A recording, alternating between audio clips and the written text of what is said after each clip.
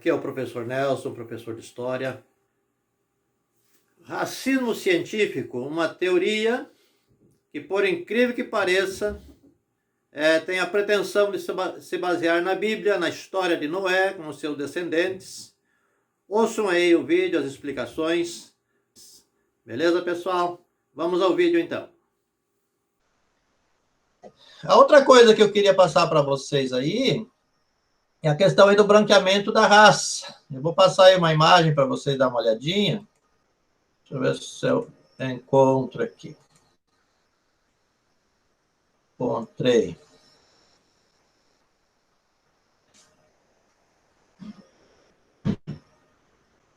Aí, vocês estão conseguindo ver essa imagem mais destacada aqui?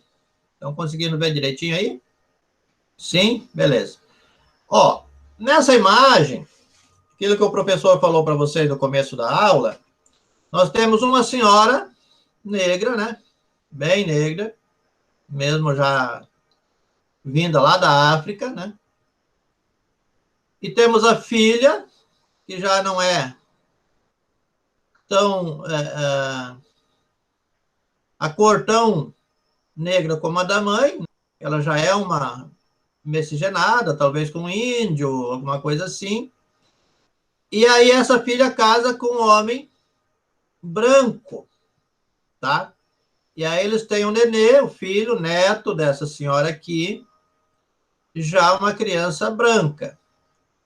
E essa senhora aqui pode olhar que ela está levantando as mãos para os céus, agradecendo a Deus porque o neto dela, né, a descendência dela agora é branca. Agora vocês imaginam hoje alguém falar um assunto desse. Olha o rebu que dá numa escola, numa sala de aula, em qualquer lugar, né? Porque o negro hoje tem orgulho da sua cor, da sua raça, assim como o branco. Para nós não tem mais essa diferença de ser negro, ser branco, ser indígena, né? Nós já chegamos ao ponto de entender que cada um tem a sua raça e pronto, não tem que estar aumentando e nem diminuindo o mérito da pessoa, entendeu? Mas na época, parecia uma coisa normal que a ideia era que tinha que branquear a raça. Então, até os negros, que sofreram muito, né, com a escravidão e tal, eles achavam interessante que a sua descendência se tornasse branca para não continuar sofrendo como eles sofreram. Era o pensamento. Então, hoje, é claro que a gente tem outro entendimento. Mas isso aqui era uma teoria. Por isso, gente, quando falar em teoria na escola, você tem que prestar muita atenção nisso e tem que estar muito atento no que essa teoria está falando. Essa ideologia está querendo transmitir para você. Então, isso era uma ideologia, que a raça branca era superior às outras raças. Então, por isso, eles colocavam a ideia de que o Brasil não era desenvolvido porque a miscigenação no Brasil tinha tornado a raça brasileira muito escura, tinha que clarear, né? Então, são ideologias. Um tiro no pé, ideia furada, tudo errado, mas era como eles entendiam a teoria aí da superioridade da raça branca. Isso é uma teoria que existiu por muito tempo nas ideias eurocêntricas aí, tá? E isso vem, por incrível que pareça, de um texto bíblico. Por isso que tem gente que tem bronca de religião, né? Bronca da Bíblia, bronca de qualquer coisa que se refira à religião. Mas a religião, ela teve sempre junto, né? Fez parte da vida social de todos os povos, de todos os níveis e de todas as culturas e todos os tipos de religião também. Então, na religião cristã, há uma passagem, bíblica que fala sobre o dilúvio, né? Vocês conhecem bem isso aí, né? E aí, no dilúvio e tal, Noé, o mundo é destruído, só Noé e a família são salvos, né? Porque entraram na arca, e os animais que entraram e tal. Depois que passa o dilúvio, que as águas baixam, eles descem, e eles começam a formar aí uma nova população no mundo. E Noé tem 3 filhos, né? Um chamado Sem, outro Jefté, ou Jefé, e o outro Cã. E aí cada um é atribuído a ele a criação de um povo, né?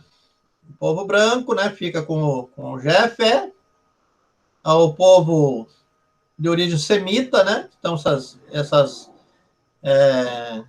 etnias ali do Oriente Médio, né? Israel e alguns países árabes e tal, então seria de origem semítica, vocês vão ouvir falar isso aí durante os estudos de vocês, muitas vezes. Então, eram os filhos de Sem. E o Cã, no caso, ele seria o que formou o povo negro lá na África, teria ido para aquela região formado o povo. Mas tem um detalhe, um dia o pai dele, Noé, tomou um pouco de vinho a mais do que devia tomar e ficou numa situação meio constrangedora lá no meio do vinhedo lá. E o Cã foi lá e viu ele e deu risada dele. Chegou contando, dando risada para os irmãos. Naquela época não podia fazer isso, né? Rir do pai ou coisa. Aí esses outros 2 foram lá com cobertor e tal, e cobriram o pai, trouxeram. Mas o Cã, como tinha visto e tinha achado graça, dado risada, então ele foi amaldiçoado por Noé. Então Noé disse que ele seria amaldiçoado, que a descendência dele seria amaldiçoada e tal. E aí, então, aí agora a Bíblia não diz nada disso, né? Aí é os homens que dizem. Então tem que ver o que a Bíblia diz e o que os homens dizem. O que o historiador diz e o que a história realmente é. Tem que fazer essa diferenciação, né? Então os homens acharam, né, baseado nisso, que porque esse que seria o pai da raça negra, o Cã, foi amaldiçoado, então a maldição seria a cor. Por isso que os outros ficaram mais claros e a cor negra ficou por causa da maldição. Isso era uma teoria e vocês podem estudar sobre isso. Tudo errado também. Claro que ninguém concorda com isso. Mas era como as pessoas pensavam. Isso é história. Em história a gente tem que relembrar as pisadas na bola que as pessoas deram, né? Tá certo? Então, aí, baseado nesse tipo de pensamento, até essa senhora aqui achava, poxa vida, então o caminho do perdão, o caminho da purificação, o caminho da aceitação de Deus é tornar a minha raça, de novo, uma raça não amaldiçoada, uma raça abençoada, uma raça branca. Então, hoje a gente sabe que nada disso é verdade, mas é a ideologia, é a teoria. Hoje nós temos outras ideologias, né? Hoje as pessoas estão dizendo aí que os meninos já não nascem mais menino, que as meninas já não nascem mais menina, que é aquela confusão toda, né? E são teorias, não quer dizer que seja verdade, mas a gente lida e trabalha com essas teorias. Então, há esses choques aí de conservadores com liberais e tal por causa disso. Uma coisa precisa ficar bem claro para nós é que, independente da situação de cada um, da crença de cada um, da opção social, política, econômica, sexual, opção, qualquer um, independente de qualquer coisa, todos nós temos uma só obrigação, é viver de forma respeitosa. Branco tem que respeitar negro, e negro da mesma forma tem que respeitar branco, hétero tem que respeitar quem não é hétero, quem não é hétero da mesma forma tem que respeitar quem é hétero. Então o respeito ele cabe em todos os lugares, é isso que a gente precisa entender. Quanto a pensar de uma forma, pensar de outra forma, as pessoas são livres. Pelo menos no Brasil, que é um país democrático, as pessoas são livres para ter a sua própria ideia, a sua própria escolha. O que nós não podemos é achar que nós, porque escolhemos ser de uma forma ou escolhemos uma forma de vida, é que aquela é certa e as outras todas são erradas. Isso já faz parte do pensamento de seita, né? Que toda seita, ela coloca essa ideia de que eles estão certos e o resto do mundo está errado. Nem que sejam uns 4, 5 só, mas esses 4, 5 estão certos, os outros estão tudo errado. Então, nós estamos certos em algumas coisas, errado em outra.